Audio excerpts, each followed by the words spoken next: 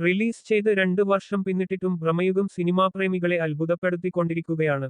2024-ൽ release ചെയ്ത ചിത്രം അന്ന് ഭാഷാതിർത്തികൾ കടന്ന ചർച്ചയായിരുന്നു. സിനിമയുടെ ടെക്നോളജികളെല്ലാം മാറിയ കാലഘട്ടത്തിൽ ബ്ലാക്ക് ആൻഡ് വൈറ്റ് സിനിമയുമായി വന്ന് എല്ലാവരെയും ഒരുപോലെ ഞെട്ടിക്കാൻ ഭ്രമയുഗത്തിന് സാധിച്ചു. ഇപ്പോഴിതാ ഇന്നലെ നടന്ന ഫിലിംഫെയർ അവാർഡിലും ഭ്രമയുഗം തന്നെയാണ് ചർച്ചയായത്. മികച്ച നടനായി മമ്മൂട്ടിയും സംവിധായകനായി രാഹുൽ സദാശിവനും തെരഞ്ഞെടുക്കപ്പെട്ടു. മമ്മൂട്ടിയുടെ കരിയറിലെ 16 സ്വരചിഹ്നം അത് ഫിലിംഫെയർ അവാർഡാണ് ഭ്രമയുഗത്തിലൂടെ നേടിയത്. ഫിലിംഫെയർ അവാർഡിൽ മാത്രമല്ല, സംസ്ഥാന അവാർഡിലും ഭൂമിയുഗം തന്നെയായിരുന്നു തിളങ്ങിയത്. കരിയറിലെ 7ാമത്തെ സ്റ്റേറ്റ് അവാർഡ് ഭ്രമയുഗത്തിലൂടെ മമ്മൂട്ടി തന്റെ പേരിലാക്കിയിരുന്നു.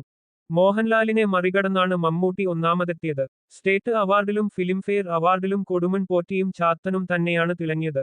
അടുത്ത കാലത്തൊന്നും ഒരു സിനിമയും ഇത്തരത്തിൽ ചർച്ചയായിട്ടില്ലെന്നാണ് സിനിമാപ്രേമികൾ അഭിപ്രായപ്പെടുന്നത്. രാഹുൽ സദാശിവൻ എന്ന ക്രാഫ്റ്റ്സ്മാന്റെ വിഷനും മമ്മൂട്ടി എന്ന അഭിനയപ്രതിഭയുടെ പകരം വെക്കാനില്ലാത്ത പെർഫോമൻസും ചേർന്നപ്പോൾ ലഭിച്ച ടൈംലെസ് ക്ലാസിക് എന്ന് ഭ്രമയുഗത്തെ ഒറ്റവാക്കിൽ വിശേഷിപ്പിക്കാം.